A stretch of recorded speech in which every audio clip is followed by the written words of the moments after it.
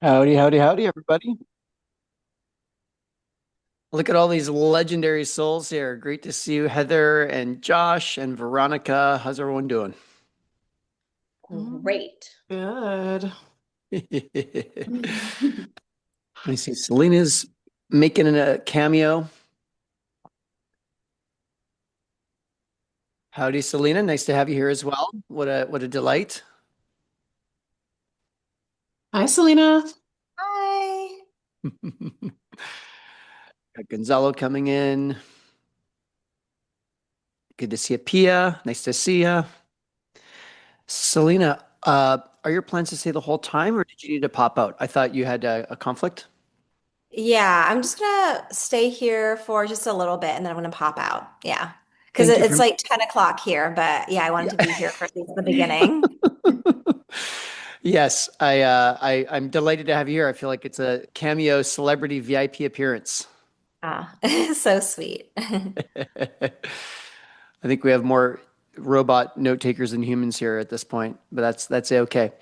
Um, Welcome also, Gonzalo. You're a big part of getting this together, so thank you for being here.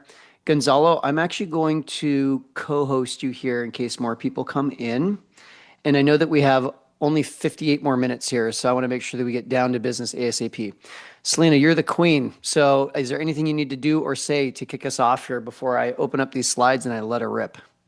No, I think it's good. I just want to thank you for preparing something for our group and just being ready to go and deliver value and the step by step of how you do it. Because I know a lot of people could benefit from this. So it's perfect. Take it away. Awesome. Thank you. Gonzalo, anything else you needed to throw in? I know you're No, part of organizing this.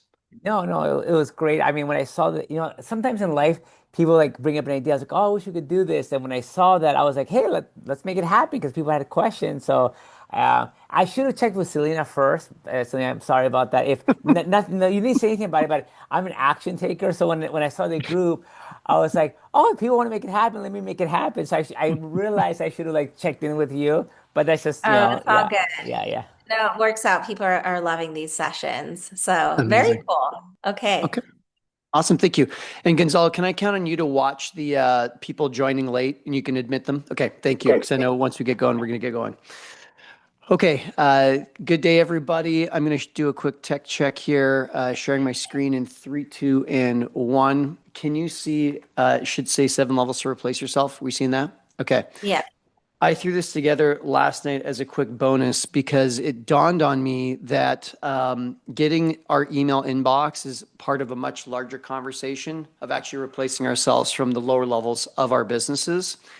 And so in this little blog post, I've outlined actually 7 different levels you can replace yourself from EA all the way up to like literally buying and selling companies. Right now, I'm buying 2 law firms. So this is the 7 levels I followed to be able to replace myself kind of wholly and completely. What I'll do is I'll put it in the chat box. And if you're wanting to extend your learning today, I'll put this right here. 7 levels to replace yourself, just like so. And there you go. Bing, bang, boom. It's in the chat box.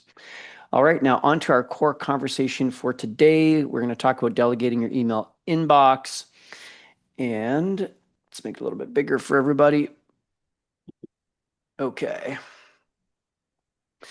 Okay. December 2014. This is me in the world headquarters of Tim Francis Marketing. It's glamorous, it's exciting, it's impressive. I know. I had a digital marketing agency at the time doing websites and Google AdWords, websites, copywriting, that kind of thing. I was crushed by email, 50 emails per day. I was missing important emails. I was missing opportunities. I was disappointing my clients. Does this sound familiar to anyone? I know that it's like super stressful to let people down, and I was doing it nonstop. Then I had an opportunity to go to Jamaica for 8 days, and I had a problem because I knew that I'd be letting down people if I went off the grid, but I didn't want to be answering emails from the beach that seemed kind of like backwards. So I wanted to know if I could have a true freedom week. And I asked myself this question: what would have to be true for me to go off the grid for 8 full days? No email, no Slack, no DMs, no project management tool, full unplug. The big kahuna was I had to delegate my email. I couldn't possibly go 8 days if I was still running my own email. So I went to my EA at the time. This is her. Her name is Sarah. She's the first ever grade assistant. My team and I, we've now hired over 1,000 assistants, and she's assistant 0001. And I said to Sarah, can we give this a spin? It took about 15 hours of training, but I ultimately did hand it off to her. And you guys, my hand was trembling, literally like I was like an addict in remission, like shaking. I was so afraid to hand off my email inbox because it's everything. It's reputation, it's information, it's scheduling, it's payment, it's everything. And at the same time, I knew that I had done whatever I could do to help her, which obviously I'm going to share with you today. I landed at Montego Bay Airport and turned my phone off as per the challenge, the Freedom Week challenge. And on day 4, I simply couldn't take it. I literally broke down. I went back into the hotel room, opened up the safe, grabbed my phone, turned on my phone to see if there's any emergency text messages. And I was shocked to see there were no emergency text messages. So I put it back in the safe, went back to the beach. On day 8, I was at the Montego Bay Airport getting ready to fly back home to Canada, which is where I lived at the time. Turned my phone back on, and there were still no texts. But then it dawned on me, what if it's that there's actually just bad reception, and as soon as I get home, I'm going to get flooded with all this bad news. So I got back to my home in Canada, turned on my computer, opened Gmail, and I expected a welcome home avalanche of 500 welcome home emails, and there were just 18. Sarah, my assistant, had handled everything for me, and that's when it hit me that I'd cracked the code on delegating email, and I had just gone on my first ever real vacation, and maybe, just maybe, I could have enough freedom from my business that from time to time I could unplug and actually get the rejuvenation, focus on family, faith, fitness, whatever it is that I needed to break from my business for. And this is the method that I developed. So it's now over 10 years later. The same system I devised back then, we've refined it a bit with tech tools over time, but the fundamentals have been proven to be true over a decade now. These days, I handle less than 10 emails per week, and we've now helped train hundreds of entrepreneurs on this exact methodology that you're getting here. And for what it's worth, we actually normally charge for this training, but as a Rich Relationships Mastery member, obviously we're not charging anyone to be in this conversation. And of course, we can thank Selena and Gonzalo for both being catalysts to bring this in. I see P saying 50 emails coming in is a light day. Yes, this day and age for me, Pia, probably 50 is light for me too. So today you're going to learn 3 things: mindset, method, and myths. And whether you've got a 6-figure, 7-figure, or 8-figure business, what I teach here will work for you. And whether you've got 20, 30 emails coming in or 200 to 300 emails coming in, it all scales. It's all going to work. So starting with the right mindset, there's 3 things to know. 1, email is a task tool, not a communication tool. Secondly, hustle apps, productivity hacks aren't scalable, so they're not going to be a long-term solution. And that the solution is a who, not a how. Nick Sonnenberg, he wrote the book Come Up for Air. He and I were having a chat about email inbox a little while ago, and he said your email inbox is an unlimited to-do list that anyone in the world can add tasks to without your permission. Tread carefully. So think about that. Your email inbox is an unlimited to-do list that anyone in the world can add tasks to without your permission. Tread carefully. I wholeheartedly agree. So the reason I say email is a task tool, not a communication tool, I mean, it is a communication tool, but probably only about 10% of the time and energy that is related to email is reading and triaging communication. The other 90% of an email inbox is actually actioning whatever needs to happen. So yes, we get an invoice from someone to pay. That's quick to read and understand. But what's time consuming is to now go into your online banking and set up an ACH transfer and then go get the person's transaction number and account number and have to set all that up and then approve it. I mean, it takes about a minute to know what the email is, but it takes maybe 10 minutes to now go and action that task. And to shift our thinking from, oh, this is just communication to like, no, this is a to-do list in my inbox is what unlocks our brain to see maybe the opportunity. So the solution, therefore, is who's doing this work. Because if we're getting 50 emails a day, and maybe some of it is junk and whatever, but if there's a bunch of tasks in there, then the solution is not scalable if it's just going to be us doing more of it. We have to think of it as not a how problem, but a who problem. So someone has got to take this over for us. What is your role is to design that system, to train that person. It is not your job moving forward to triage your email, to say what is for you, what is for someone else, what is spam, et cetera, et cetera. And it's also not your role anymore to do the admin tasks that are sitting inside of your email inbox. The right person to triage, intercept tasks, handle them before you even know about them is an executive assistant. Now, the right assistant profile, think about this. You're about to hand your most critical flow of tasks, your most critical relationships, finance related items, your reputation. You're about to hand all that off and delegate that to someone. So, what's kind of wild to me is the most sensitive, treasured part of our world. We're now thinking about handing that off. The idea of handing that off to someone who English is not our first language, where they're not in our time zone, they don't have our business culture.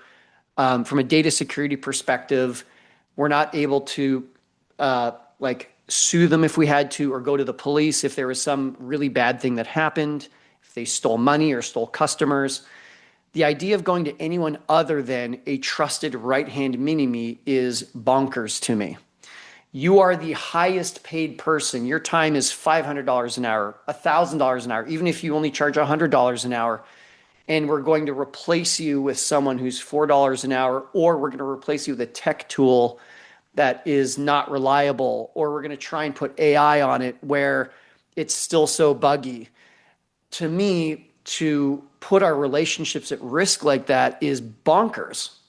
So the question I asked myself after I failed 5 times at getting an assistant was, and this is the 3-year question, this is a writer downer. What would I do differently if I was legally bound to keeping my next assistant for 3 years? I'll say it once more. What would I do differently if I was legally bound to keep my next assistant from 3 years? Can't fire them, can't reassign them. It's kind of the difference between am I willing to go on a date with a person versus am I willing to marry someone? The standard has to go up because it's the most intimate, private part of your life is your email inbox. So here's what my answer to this question was. I need someone similar, same time zone, language, and business culture. I need someone who's committed to my company. I am not one of 6 clients that they help.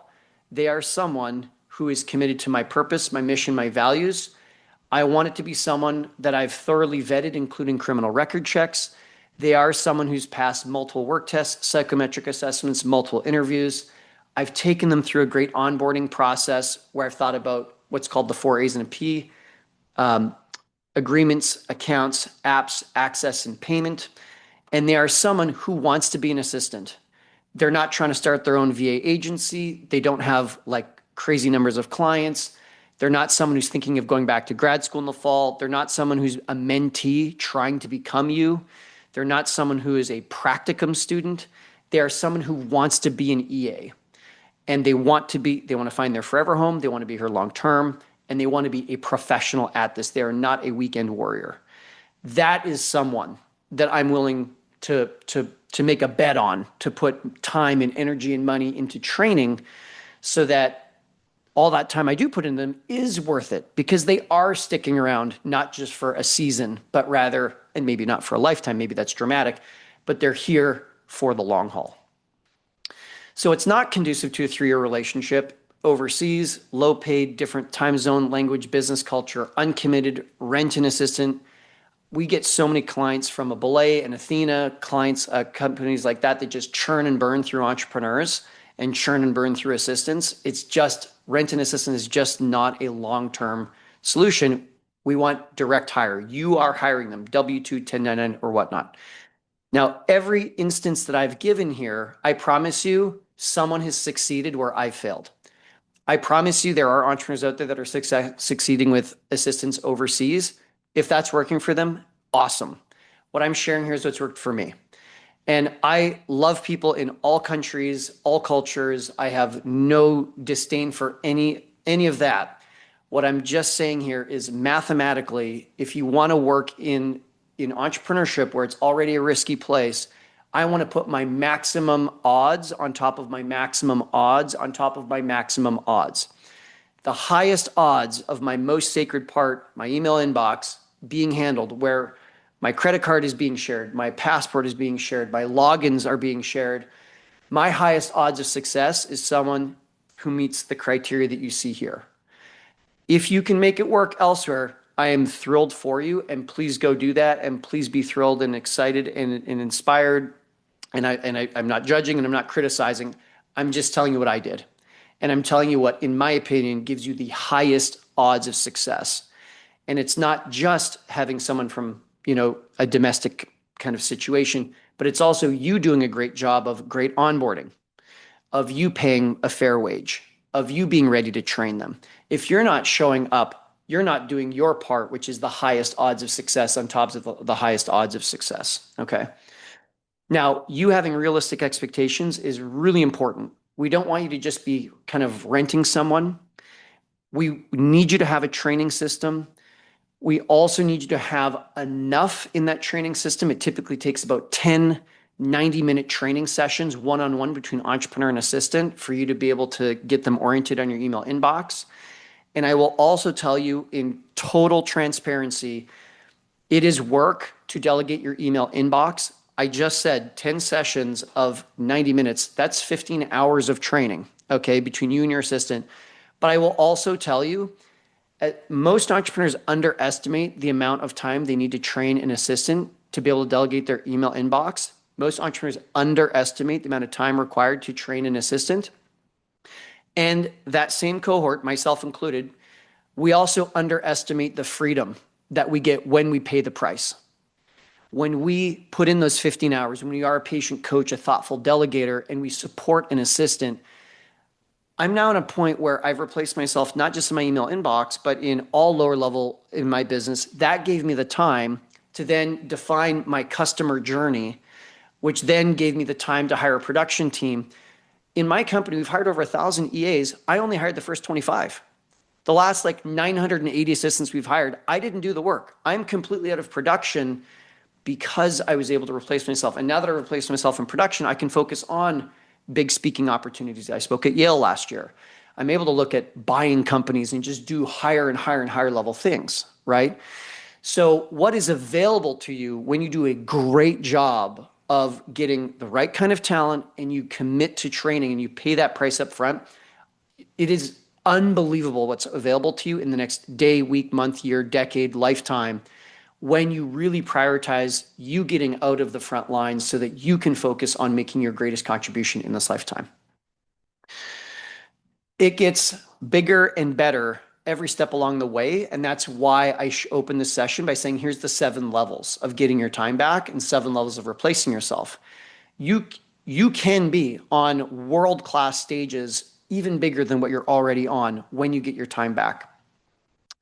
So pillar number 2 sets the first mindset is part 1. Part 2 of our presentation today is the right method. There are 7 steps to prepare your inbox. Okay. First, there's work for just you to do, and that includes setting up your email inbox. I'm going to show you exactly how I do it. Then after that, there's a mass unsubscribe process that you go through. That's the second part. The third part, we call this email inbox D-Day. Okay. I love D-Day. It's terrifying and wonderful all at the same time.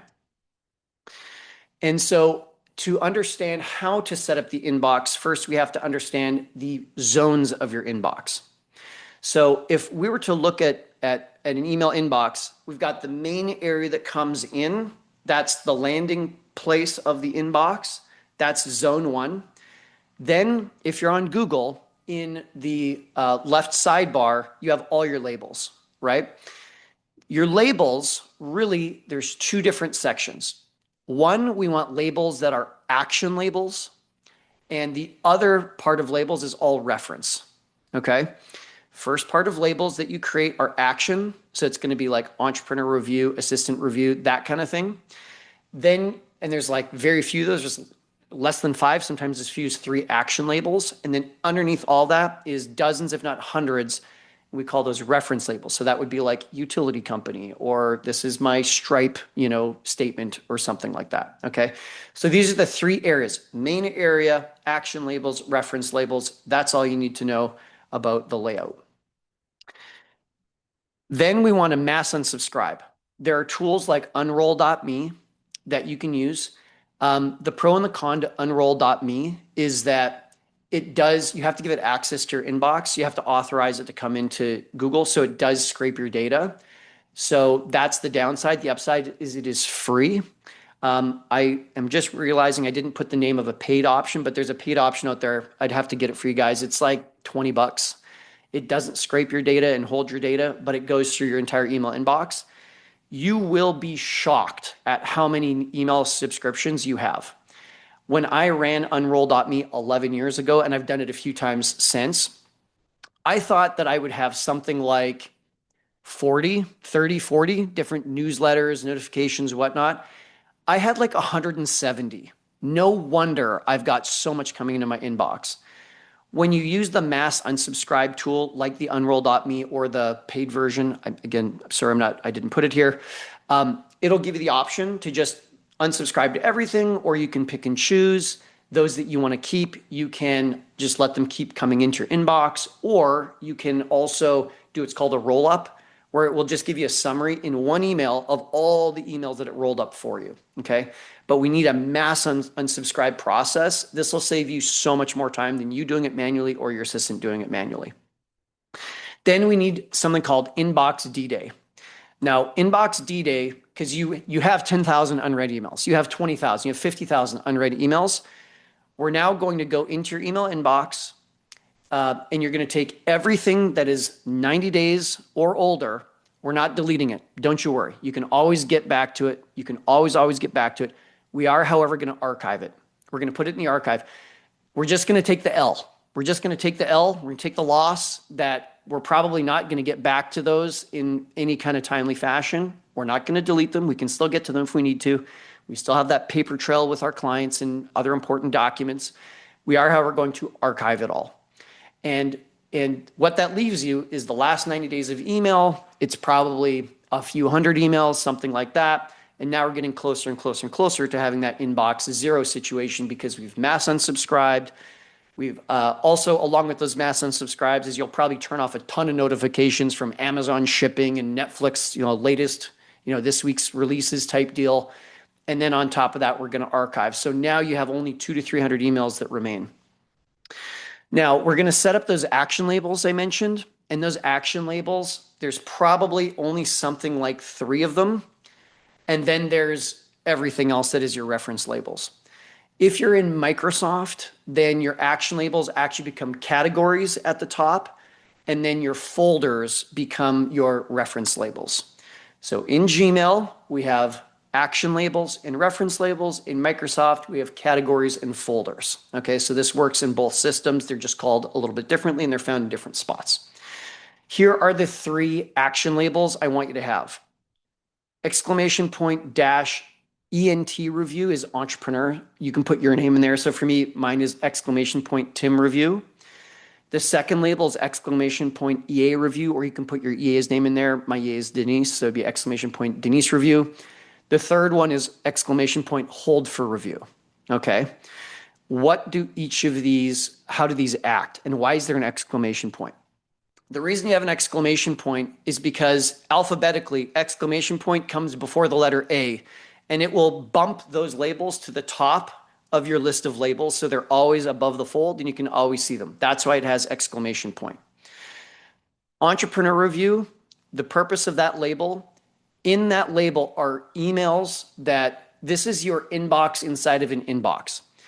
In the entire system I'm teaching you, there's one moment where you just have to trust your assistant. And that moment is that they will not click on this ENT review or Tim review tab. That is something you have no way to check if they will or they won't. That is part of why trust is such a big deal and who you hire is such a big deal. Okay. That entrepreneur is review tab is your inbox inside of an inbox. This now is where you go to read email. You no longer go to the main inbox. In fact, set up a bookmark. You get bookmarks at the top of your browser, and set up not your main inbox as your email inbox, but your label inside of your inbox becomes your new bookmark And that's where you go to do your work. Only emails that have made it past your EA go to that place. The next label, which is exclamation point EA review, EA to handle, that is for, it's this one right here. I put the wrong word, review. EA to handle, that is emails that Denise and only Denise is going to handle. So we've got Tim to handle, we've got Denise to handle. And when Denise is coming into my inbox each and every day, sometimes multiple times per day, she's just triaging emails. Some emails go off to other teammates. Some emails she's unsubscribing. Some she's sending to me. Some she's sending to her label. If it's an email that she's not sure what to do with it and it's not urgent, then it actually goes into this third one, which is hold for review. Emails that are not urgent and she doesn't know how to handle them go into hold for review, so that when she and I have our weekly alignment meeting, we're able to look at those emails together. What that does is now we have a system, a coaching system, where into perpetuity, as long as she keeps handling my email inbox, we have a landing place. Anything that is not urgent, however she needs training with, we can pick it up week after week after week after week after week.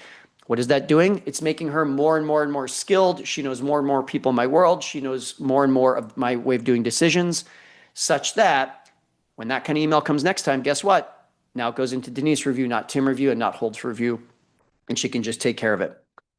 Now, when you're setting up your email inbox with this label structure, I also want you to go into your filters, and I want you to forward, like create a filter, probably for anyone in your family.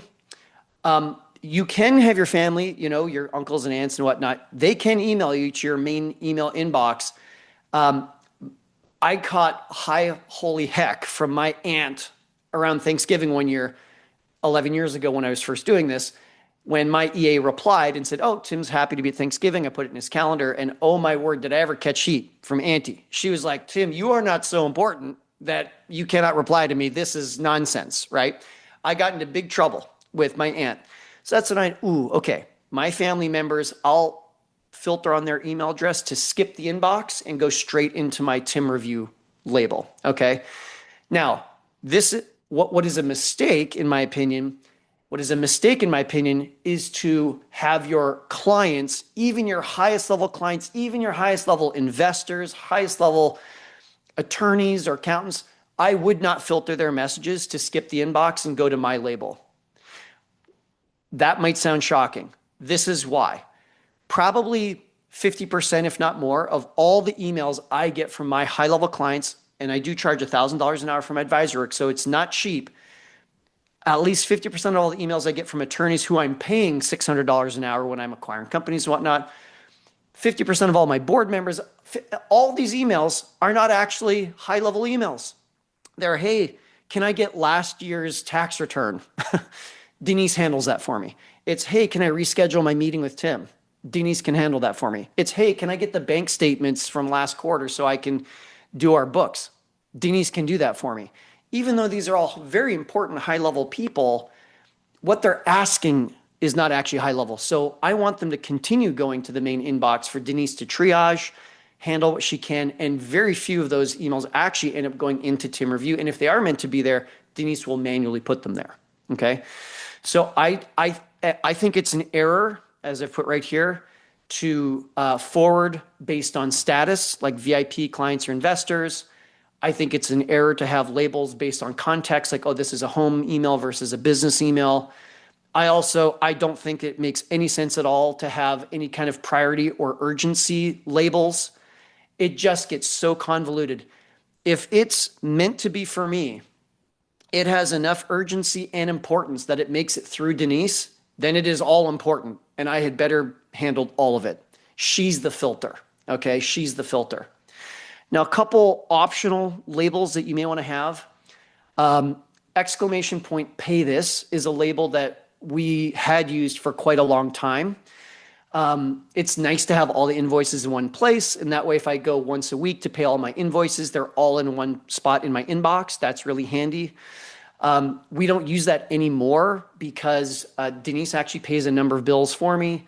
And then the bigger things we need to pay, we'll handle it together because she'll receive the invoice in the main inbox. She'll go into my online banking. She'll set up the wire transfer or the ACH payment.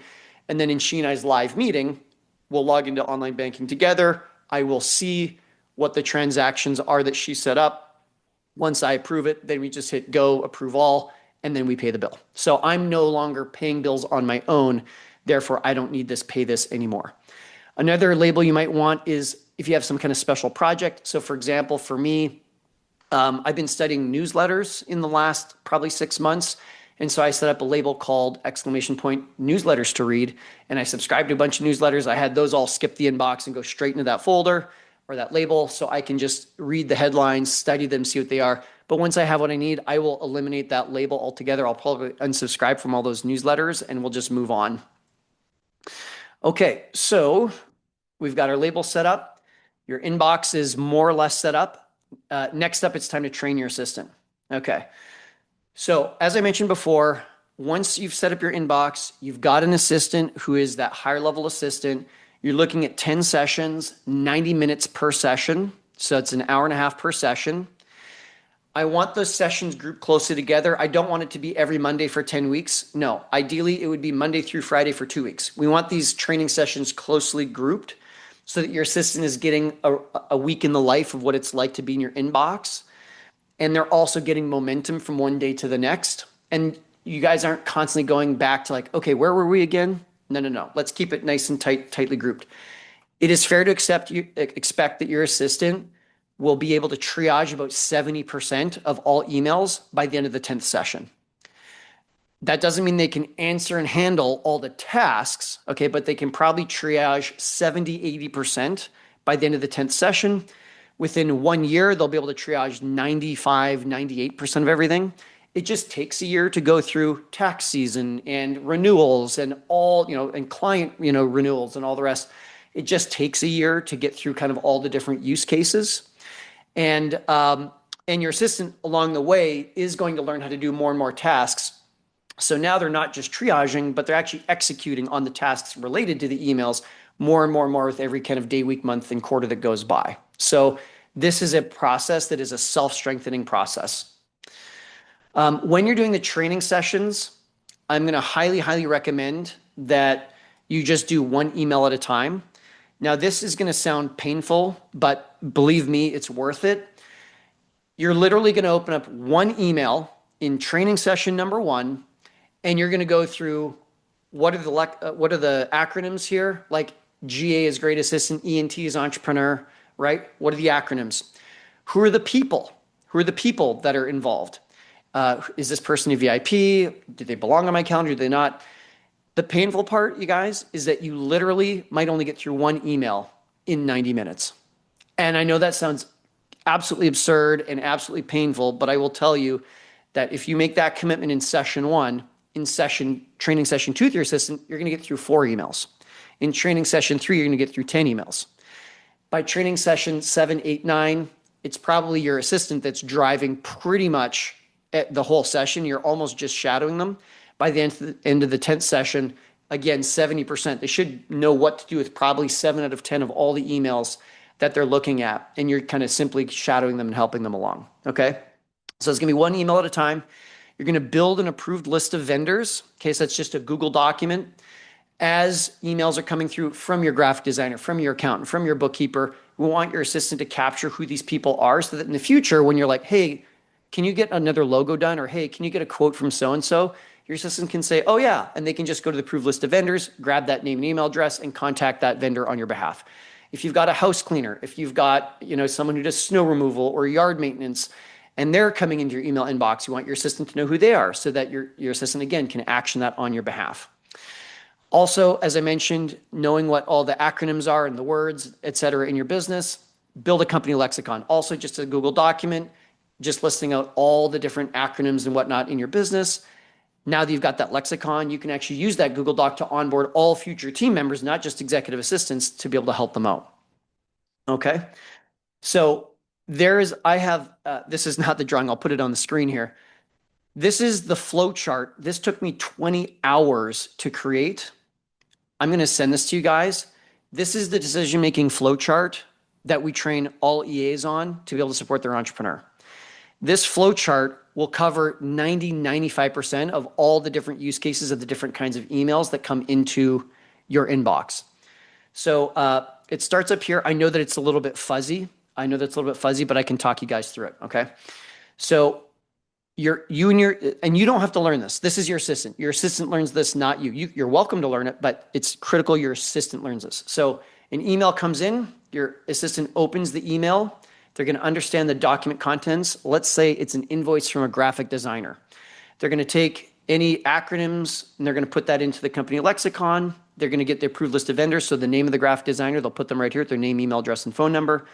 The first question here is there action to take? Yes, no, I don't know. So in this case, let's say it's a yes, you'll go this way. Next question is, who's the right team member to take action on this? Is it someone else? Like, is it the bookkeeper who pays the bills? Is it the assistant who pays the bill, which is this branch? Is it the ENT, the entrepreneur who pays the bills? Or is it I don't know? And yes, it's important that we solve for I don't know, because that's going to come up a lot, especially in the beginning. So let's say in this instance that it's you, the entrepreneur, who's paying the bills, okay? So we're going to follow this branch down here. The next question is, the first question here is how urgent?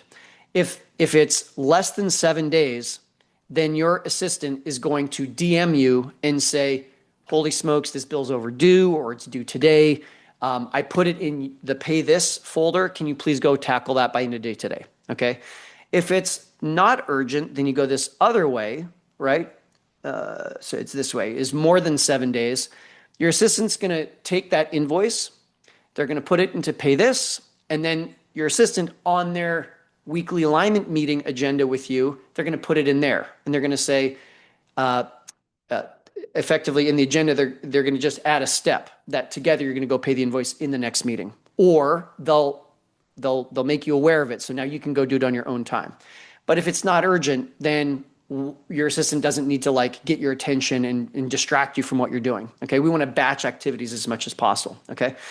So whatever the email is, your assistant will think through this. They'll follow the flow chart to be able to know how to handle emails. This is meant to be the first word, not the last word. It's a pretty good first word. But if you want to edit any of this, you're certainly welcome to customize it with your assistant. Like I said, though, probably 95% of emails, you'll agree with this thinking tree. Okay. And I'll make sure everybody gets that for being here today. Okay. So that's how you go one email at a time with your assistant. Your assistant is then able to intercept tasks. They're not just triaging. They can intercept tasks. They can execute on the operational work. And then they can also direct emails to other team members as needed. Okay. Also, to get that flow chart, my teammate Josh is here. Email him. He's the one who's going to get you the PDF. So Coach Josh, in the chat box, can you please put your email address? And then everyone who wants the decision-making flow chart, you're just going to email Coach Josh at the email address that he has here, and he will email you back later today with the PDF. Okay? Okay. So here's our third and final part of our training today. Bad ideas that sound like good ideas, in my opinion. Okay? In my opinion. So manually forwarding emails, this is sometimes a training wheel step. So let's say you've got an assistant, you're nervous about handing off your email inbox. You're like, ooh, Tim, can I get some baby steps here, some training wheels? Sometimes what entrepreneurs will do is they won't give their assistant access to their inbox, but instead the entrepreneur will triage the emails and they'll forward emails off to their assistant's email. Maybe a scheduling request, maybe the bookkeeper accountant asking for documents or something like that. I think that's an okay training wheel step, but ultimately we need your assistant in your email inbox.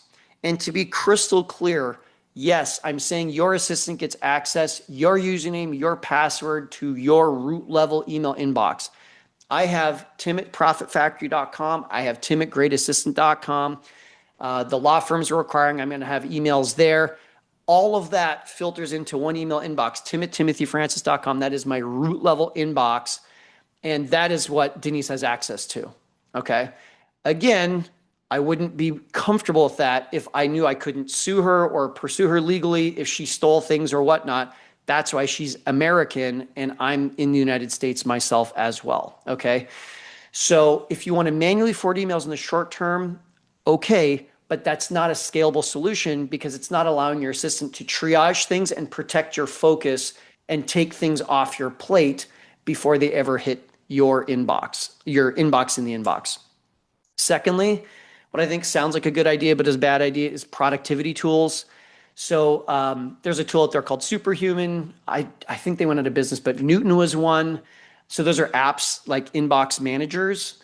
There's also productivity strategies like the Pomodoro technique, where you answer emails for 25 minutes and you take 5 minutes off, 25 minutes on, 5 minutes off to help you keep you fresh.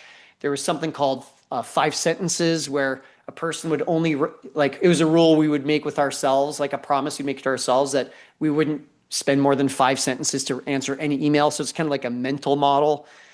Those are all wonderful to get us a 10, 20, 30% lift for sure. They'll get you a lift. But what happens when you have 100% more emails? It just doesn't scale. If you only have 50 emails coming in and you can get a 10% lift, you'll spend 5 minutes less, on your email. But if you have 2x, 3x, 4x, 5x the emails coming in, it's not scalable. Okay. That's why taking the same approach with just a little faster engine is not a solution. You can only drive so far east before you hit the ocean. You can't drive anymore. You have to switch vehicles, get into a plane to be able to fly to Europe. And that's exactly the difference between trying to do with a tech tool versus getting an executive assistant who can handle it for you. Okay. AI only solutions. I am so AI positive. I spent 500 to 1,000 hours building agents. There's entire functions in my business that I've replaced with Lindy and other high-level tools. There's tools out there that are super wild right now. One's called OpenClaw. Obviously, Claude Code is really taking a big step as of its 4.6 release just recently. I'm going to tell you right now, they're not there yet. If all you want is AI to triage your email, maybe it can help, maybe it can work, but it's not actually doing the 90% benefit, which is actually completing all those sensitive tasks, like going into your bank account and downloading bank statements and sending them off.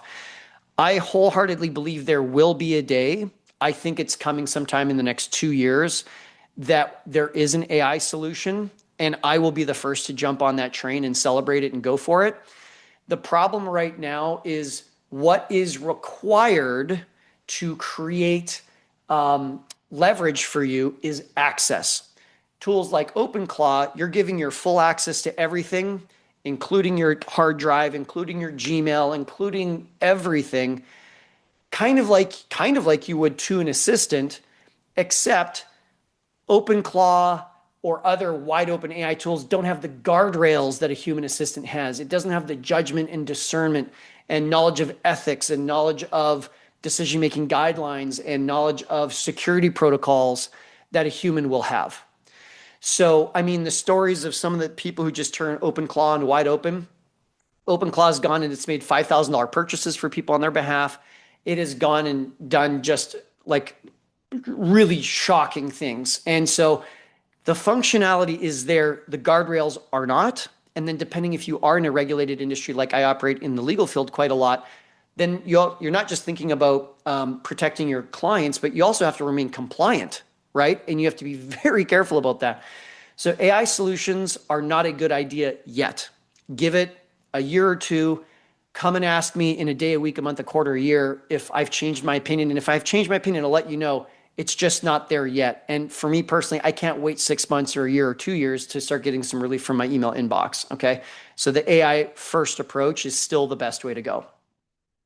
Hiring overseas help at $4 an hour to do this. The biggest issue here, it just doesn't fit that 3-year window. Differences in language, culture, availability. The few people I know who have made an overseas assistant work for them, usually it's that the overseas assistant is being paid like $20 an hour. So it's not a $4 an hour assistant, which is very great pay overseas. If you're going to pay an assistant $20 an hour overseas, I'd probably pay the premium to pay 25 or 30 and get someone stateside. The overseas assistant is probably also working North American hours so they can be responsive to your clients and to be helpful to you as well. If you think about living that way, though, could you personally miss funerals and weddings and your kids' field trips you can only do that for so long before it's like, I'm missing out on my life by working North American hours as an overseas talent. And it's just not conducive. They might be phenomenal. I've had university level overseas help in the past. They've been phenomenal. There's nothing wrong with them. It was just their circumstances. And then you bump into issues with corruption and unreliability with electricity and on and on and on. And it is just not a long-term solution to be your right-hand trusted person for years and years to come. Okay, so it sounds like a good idea. They promise they'll train your assistant for you. They promise you that, they'll manage them for you.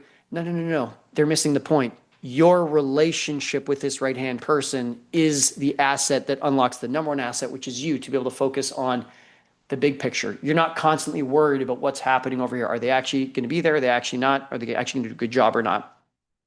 Hiring rent-an assistant sounds like a good idea. So it has some of the similar characteristics to overseas, except it's domestic. Okay. So that's where your Blaze of the world will come in, where they're saying, we'll hire them for you. We'll train them for you. We'll make sure that they're managed. If they leave, we'll get you a new one.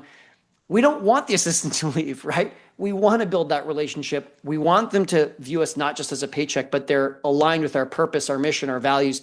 They applied to a job posting specifically for us, not a vague assistant role. And furthermore, when you're hiring directly, you control the pay and your assistant gets 100% of the pay that you're paying them. If you go with a rent-an assistant agency, they're marking up the hourly wage. And so now maybe you're paying the agency $35 an hour, but your assistant's only getting $25 an hour. If your assistant does a great job, you trust them more and more, you like them more and more, you want to promote them, are you going to give them a raise from $35 to $40 an hour to $45 an hour just for your assistant to go from 25 to 30? It's just not a long-term solution. It can be a good short-term solution if you're in a pinch and need some help, for a day, a week, a month, a quarter. But the fundamentals are actually counterproductive. And if you do want to buy out that contract, you get hit with a $10,000 buyout fee, in which case you might as well have just hired the assistant directly in the first place anyways, okay?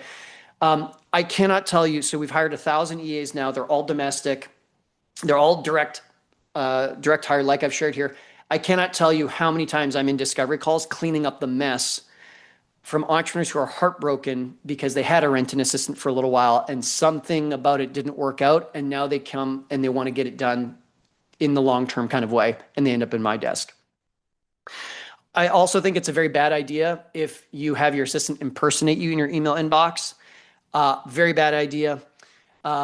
If you have your assistant pretending to be you, then what happens when you talk to that client in your next client call or in your next sales call, or when you bump into them at a conference or something like that, and they're like, oh, hey, thanks for getting back for me on that. I appreciate you updating my credit card. And you're like, what did I do? It just absolutely crucifies the relationship. It's horrible. So what I developed 11 years ago is something called our Inbox Freedom Preamble. So when your assistant is in your inbox and replying on your behalf, not as you, but on your behalf, have your assistant start with this preamble. Hi, Selena. This is Denise, Tim's assistant. I got to your email before Tim did, and I thought you'd appreciate the speediest possible reply. The answer to your question is ... So I'll say it once more. Hi, Selena. It's Denise, Tim's assistant. I got your email before Tim did, and I thought you'd appreciate the speediest possible reply. The answer is, right? And that's right in my timothyfrancis.com email inbox. If you've heard of this before, you probably heard about it in Dan Martell's book, Buy Back Your Time. Dan was a student of mine. I don't know why he didn't give me credit for it. You'd have to ask him, but I am the one that originated this idea. Okay, so that preamble is a massive unlock for you to be able to delegate your email inbox. Okay, so some next steps you can take. If you wanted to get an assistant, then you can go to greatassistant.com/apply. If you want to talk about your delegation strategy, you could book some time with Coach Josh. He's on the call, calendly.com/j-coach-josh call. So Coach Josh, if you could put your name in the box, your Calendly link in the box, that'd be great. And then from there, if you do have an assistant already, I highly recommend you book 10 one-on-one sessions of 90 minutes for a week or two from now. Take the inbox decision-making flowchart Coach Josh gave you. Get familiar with it. Do the setup steps I shared with you this week, right before you start bringing your assistant in. Do the label strategy, run the mass unsubscribe, the unroll.me or a similar tool. set up your labels, set up your forwarding, do all of that in the next kind of, week, if you will. Bring your assistant in for those 10 trainings after that, use the flow chart, and I think you will be blown away at where you are in just 2 to 3 weeks from now. Okay. So when done correctly, your inbox no longer creates anxiety for you. Your client experience actually improves because you no longer have emails falling through the cracks, and you no longer have missed opportunities because your assistant's catching everything, right? So your client experience actually goes up because they're getting quick replies where maybe it takes you 2 days to get back to people. Tasks are actually intercepted, so you actually have to do fewer things, which is wonderful, which allows you to significantly elevate the amount of strategic time you get and the time you get to put into deep work, like writing a book, like coming up with your next program, et cetera, et cetera, et cetera. You regain time, clarity, you regain leadership. Ultimately, in my mind, everything I've taught you today is actually not about getting an assistant. It's not about delegating your email inbox. It's about allowing you to fulfill your potential in this lifetime. And that's just not going to happen if you're buried in your email inbox all day. Okay. So thank you for being here. I'm happy to take questions. We've got almost 10 minutes to be able to do that. Okay. I'm going to look at the chat box. Tracy says, I ignore my email inbox. Yeah. Just pretend it doesn't exist. Yeah. Well, this method with the right kind of a system will definitely help you there, Tracy. Pia says, I do it a few times per week. Yep, G-Day. that batching. Yep, Yeah, that I makes just sense. archive everything. Archive everything. Yeah, I love it. Okay, see, Coach Josh, thank you for your email. I do Okay, have a Pia says, question. Yeah, sorry. I put it there. oh, go ahead. Yeah, go ahead, Pia. My question is, so is this a full-time assistant? If so, what do they do? If not, how many hours a week do they work? Great question. Okay, so and I'll speak from we've looked at 100,000 candidates now. What I'll tell you is that if you have an assistant for anything less than about 15, so 15 hours per week, a couple things are going to happen. One, if you're trying to hire someone for less than 15 hours a week, you're just not going to attract enough good candidates soon enough. That career-minded, long-term-minded assistant probably is not a weekend warrior who's just looking for like a couple hours here and there. Okay. So even just to attract the right kind of assistant, you need to advertise at least 15 hours per week. Secondly, anything less than 15 hours per week, once you've got an assistant, you probably just are not getting momentum with them in terms of like them helping you on a day-to-day, week-to-week basis. But if you can hit that 15 hours a week, anywhere up to full time, that zone is setting you up for success such that you could have even a part-time assistant take over your email inbox.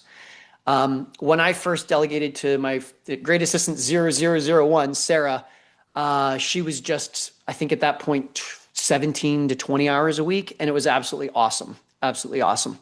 Pia, does that answer your question? Yeah. Is this the only thing she does? Oh, no. My executive assistant, okay, so here's the answer. Most hiring that we ever do is in a narrow and deep fashion. So for example, if I'm hiring a salesperson, I need them to know objection handling and storytelling and how to do follow-up and how to use a pipeline software. And if they don't know how to run payroll, who cares? If they don't know how to onboard clients, who cares? Okay. Narrow and deep is how we hire most people. If you're hiring a graphic designer, even like a third-party person, they better know Photoshop and InDesign and Canva and whatnot. And if they don't know Keep, Infusionsoft, ActiveCampaign, Kit, who cares, right? In EA is the one role, it's the polar opposite. Instead of being narrow and deep, I want them shallow and broad. I want them to be ready to move through every part of my business I need help with. And I actually extend that. Some people aren't comfortable with this. I'm 100% an advocate for it. Is I actually have my assistant help me in my personal life too. My assistant actually manages my meal deliveries. So I don't even have to think about cooking, cleaning, meal selection, anything like that. And food just arrives. I get 12 meals a week. They just show up at my door. Bang. I just save 15 hours a week. Amazing. Okay. She handles that. House cleaners, again, yard maintenance, anything like that. Haircuts, dentists, all of it. She manages it all. Okay. So she's there to optimize me in both my business and my personal life. In my business life, Denise not only handles my inbox, she handles my calendar. She actually does payroll for all of our internal staff, our W-2s, our 1099s, our domestic help in the United States, our international help in Canada. She's also setting up all what we call Money Mondays. So once a month, she and I do a full financial review. We're looking at the credit card together to cut any expenses we can. We're looking at who we owe money to, who owes us money. We're doing follow-up on accounts receivable if people's credit cards have declined or they need some kind of payment plan. She's also setting up marketing broadcasts in my email broadcast. She's setting up landing pages. She's posting things when I need them. I actually find I kind of enjoy posting to social media because maybe I'm just twisted, but she has done that in the past. I've kind of taken it back. She does travel planning. I could go on and on and on and on and on. Effectively, this is the game, Pia. It's called the delegation cycle. Define, design, delegate. Anything you can define, here's what I want to delegate next, and then you can design. So define, then design. Design is saying, here's the vision, resources, definition of how I want this done, whether it's meal delivery or travel planning or email broadcasts or payroll or paying bills. Anything that you can define and design, you can delegate. And an assistant can then come in, if you're doing your part around define, design, and then kind of, downloading your brain and coaching, now your assistant can tackle that. And that's the kind of EA that I want. And that's the kind of EA that I want handling my email inbox. Is that helpful, Pia? Awesome. Sorry. Yes. Thank you. Okay, awesome. Okay, we've got 4 more minutes. Any other questions? I'm looking at, Tracy says, I spoke to you years ago and it was a lot of retired corporate ladies. Tracy, that's so funny. Yeah, things have changed. Okay. Awesome. What are we looking at for their rate? Oh, great question. Yes. Okay, and this just changed. God bless inflation. Maybe the tariffs didn't quite work the way we hoped. So the going rate to get an executive assistant based in the United States or Canada, the profile I'm talking about here, I think we should be shooting at $30 an hour. Okay. If you're a little below that, you'll still get by. If you're at like $20 an hour, I don't like that situation for you. You're going to get really low level talent really slowly. I also think you're way overpaying if you're paying $40 an hour and up, whether that's to a rent-an assistant or a direct hire. It's highway robbery. You're totally getting ripped off. Come and get a direct hire for 30. What's that, Tracy? I was just paying $65 an hour, and that didn't last very long. It was so expensive. Oh, Tracy, can I be your assistant for $65 an hour? I know, right? I want to be my assistant for $65 an hour. Yeah, Tracy, the market is completely elevated, which is really exciting. And actually, the pandemic has been very helpful. Where now, like, sometimes we're looking at people who are like former project managers at Coca-Cola who, they've had kids and now they're moving away from 40-hour a week and they want to work 25 hours a week. And they see one of our opportunities that are part-time. And, there's awesome talent coming. Definitely not just retired ladies. Okay, amazing. I mean, I think this was a long time ago, maybe in like 2018 or something we spoke. So long time ago. Yeah. Yeah. Thank you. Okay. I think we have time for one more question. Anyone else? I'll jump in. Yeah. So I know in your email inbox, you have those, you're able to do the action labels and everything. When it comes to messages on other platforms, because like DMs on Instagram, LinkedIn, like all over the place, is there like one central place that you have or delegate from? When that's been a big part of my life, presently it's actually not. And you mean from outside people, right? You don't mean DMs on Slack internally. You mean external, like customers and whatnot? Yeah. Oh, actually both. Okay. Yeah, both. Okay. I know we have only a minute. I'll do my best to be quick, or and if not, we can chat offline. I think all of you have access to me offline. Tim at greatassistant.com. Also, yeah, so just hit me if you have extra questions. So we have to set up guardrails. And I've given you a bunch of email guardrails. If we're talking about Slack, then I'm a part of certain channels, but not others internally in our team. I'm delighted for my team members to talk to each other and not include me. So there's some guardrails there that protects me. Okay. I have had my assistant in the past, and it's been a bigger part of my business, go into all of my DMs, LinkedIn and whatnot, and answer on my behalf using the inbox freedom preamble, except adjusted for LinkedIn. Mhm. which is kind of against LinkedIn's terms of service because you're not supposed to have other people log in as you. We've gotten by on that. Those are just some kind of quick guidelines. And if you have a more specific question, I can adjust. I realize we're bumping up at the end of time here, Orit. So feel free to email me later if you'd like. Okay. Hey, Tim, a quick question for you. Um, I know AI is coming along, right? uh, if you might don't mind sharing, how are you using AI to help in from an assistant perspective to maybe lower some of their workload? Many, many ways. And I think we'll probably have to take that offline. Many, Cool, many, many cool. ways. Okay, cool, Yeah. cool. Yeah. Good.